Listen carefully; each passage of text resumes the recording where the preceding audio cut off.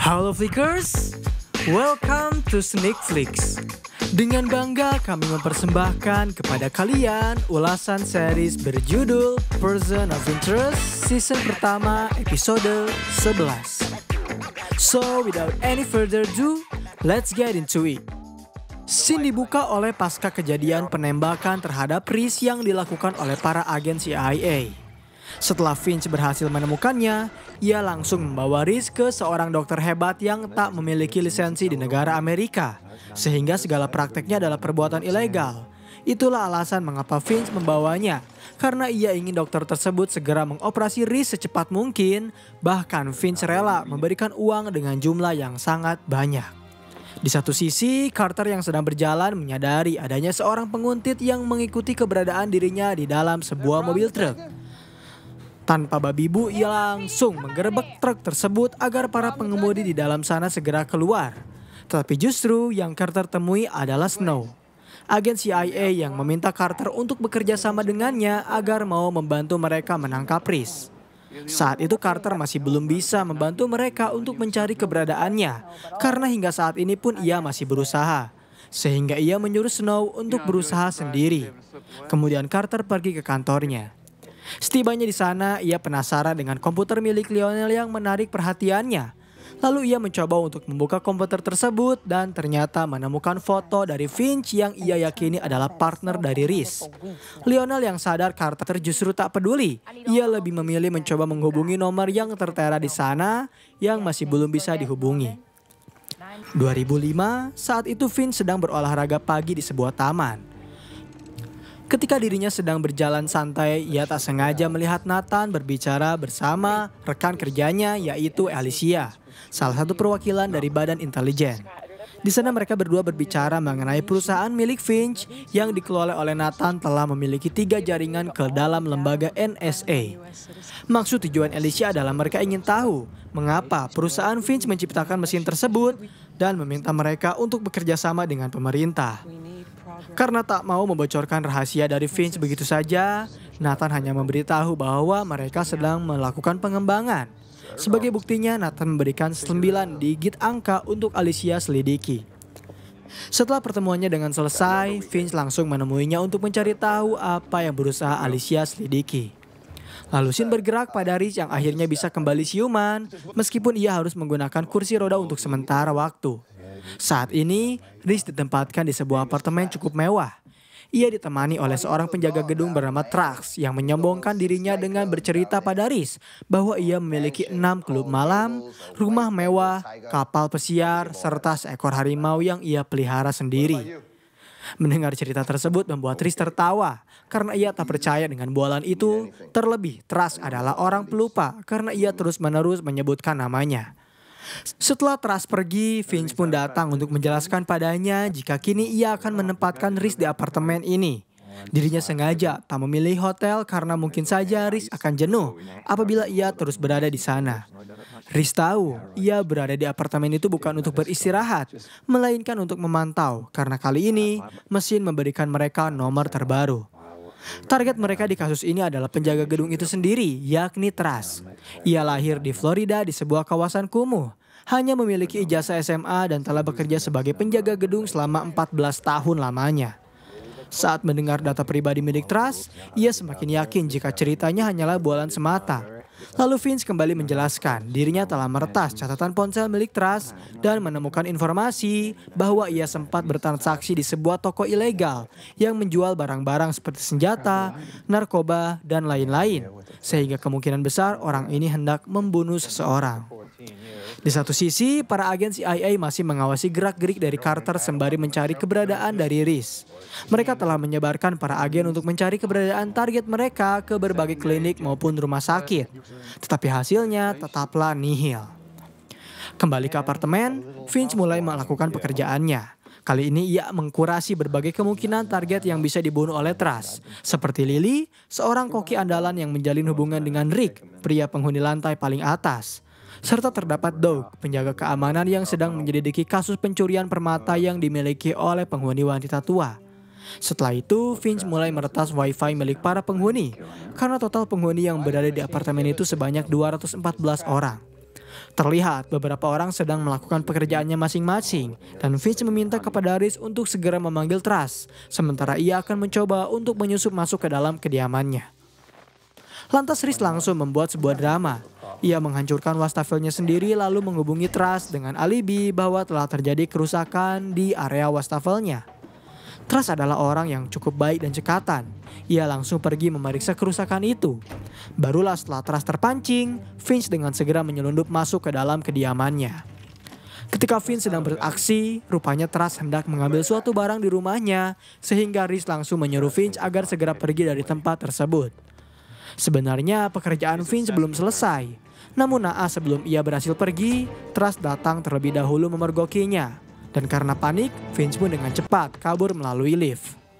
Meskipun Finch berhasil kabur, Truss langsung mematikan elevator dan menghubungi Dog untuk melaporkan kejadian pencurian. Dog yang telah menunggu di atas lift langsung berhasil menciduk Finch.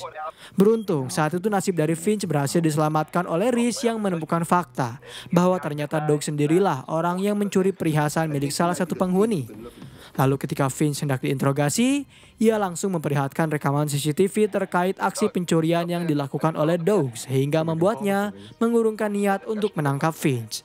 Dan pada akhirnya Finch pun berhasil kabur.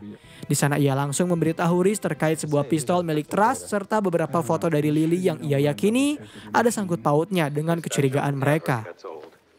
Kembali pada tahun 2005. Ketika Finch sedang bersama Nathan, tiba-tiba saja Alicia kembali datang ke kantor bersama salah satu agen CIA. Di sana mereka ingin meminta klarifikasi terkait 9 nomor yang Nathan berikan.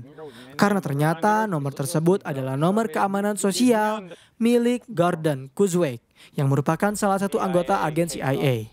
Ia adalah salah satu agen yang berprestasi, sudah menjadi bagian dari CIA selama 20 tahun.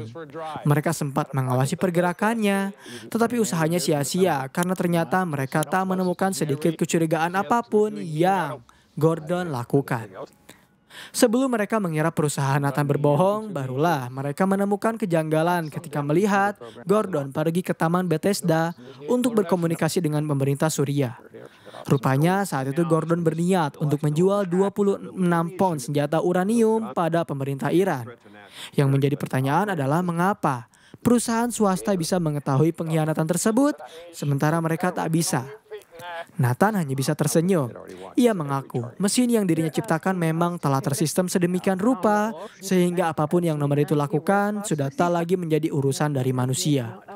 Kini pilihan mereka hanya dua, menerima atau menolak perintah dari mesin yang akan menunjukkan bagaimana cara menangkap Gordon.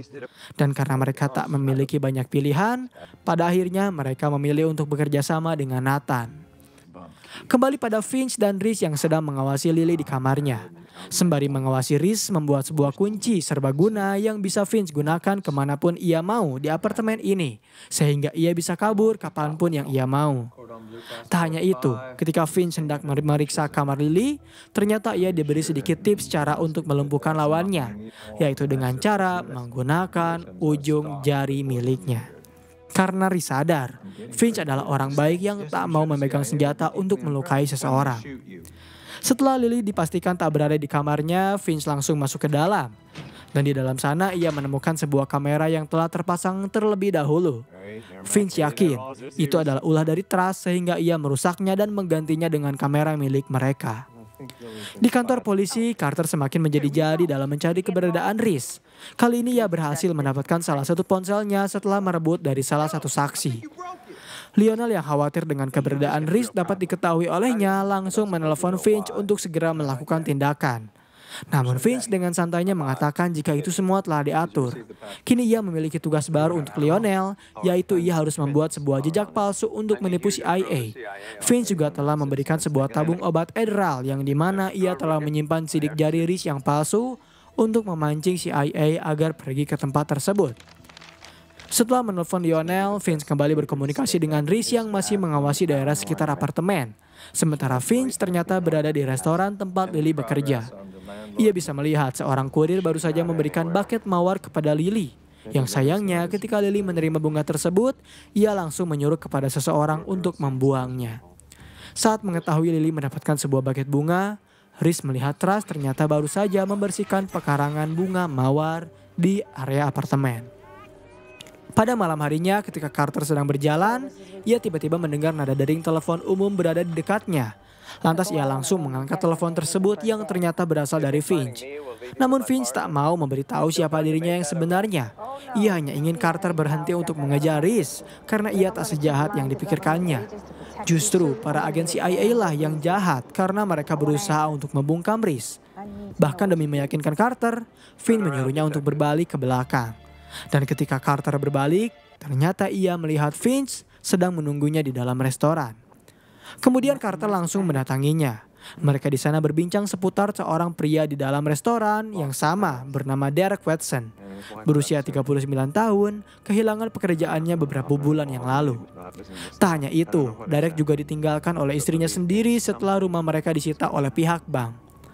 Menurut informasi yang Finch miliki, kemungkinan besar Derek akan melakukan kejahatan kriminal pada malam ini. Yang ingin Finch tegaskan di sini adalah Carter harus berfokus pada kasus-kasus kecil yang berada di sekitarnya, bukan mengurusi orang urusan lain. Memang benar, ketika Carter menelpon rekannya untuk memberitahu data pribadi milik Derek, ia bisa mendengar sendiri jika apa yang Finch katakan adalah fakta, karena rumah Derek ternyata disita oleh sebuah bank bernama True Prime Mortgage. Saat mengawasi keberadaan Derek, ternyata ia sedang berada di bank tersebut menunggu seseorang lalu mengikutinya. Kembali pada Reese yang mulai mencurigai motif dari tas. Ia menduga bahwa mungkin saja Trust telah mengincar Lily, melainkan ia mengincar Rick karena bisa dilihat dirinya sedang menyiapkan pistolnya, sedangkan Lily belum tiba di apartemen. Dan dugaan Reese ternyata memang benar. Rupanya saat itu Trust menghadang Rick untuk memintanya agar bisa menjauhi Lily, karena Lily tak benar-benar mencintai Rick. Mendengar celotehan seorang penjaga gedung membuat Rick marah. Dan ia berkata jika Trust tak memiliki wewenang apapun untuk mengatur kehidupannya. Saat Trust hendak mengeluarkan pistol untuk membunuh Rick, tiba-tiba saja suara ledakan kebakaran terjadi yang dilakukan oleh Reese untuk memecah fokus mereka. Di bawah gedung, Finch yang sedang mengawasi Lily bisa melihat pesan yang ia terima dari seorang penguntitnya. Finch pun langsung menyuruh Reese untuk segera meyakinkan Trust agar pergi dari apartemen tersebut. Ketika Trust baru saja tiba di kediamannya, Reese langsung menghadangnya, mengusirnya agar pergi dari apartemen karena ia telah melakukan kesalahan setelah menguntit Lily. Saat dituduh seperti itu, Trust mencoba untuk menjelaskan bahwasanya ini semua tak seperti apa yang ia perkirakan. Dirinya tak pernah menguntit Lily. Justru ia berusaha untuk melindunginya dari seorang pria brengsek bernama Rick. Finch yang baru saja membuka laptopnya langsung dikejutkan dengan fakta bahwa memang ternyata Trust bukanlah seorang penguntit karena ia tak pernah mengambil foto-foto milik Lily. Justru yang menaruh Lily adalah kekasihnya sendiri. Dan saat itu Lily yang baru saja selesai membersihkan dirinya tiba-tiba saja didekati oleh Rick yang mencoba untuk melukainya. Beruntung saat itu Reese tiba di waktu yang tepat, langsung menghajarnya hingga terjadi pertengkaran. Karena kondisi Reese belum pulih, ia sempat tersakiti beberapa kali hingga akhirnya Reese tak sengaja melempar Rick hingga terjatuh dari ketinggian dan tewas.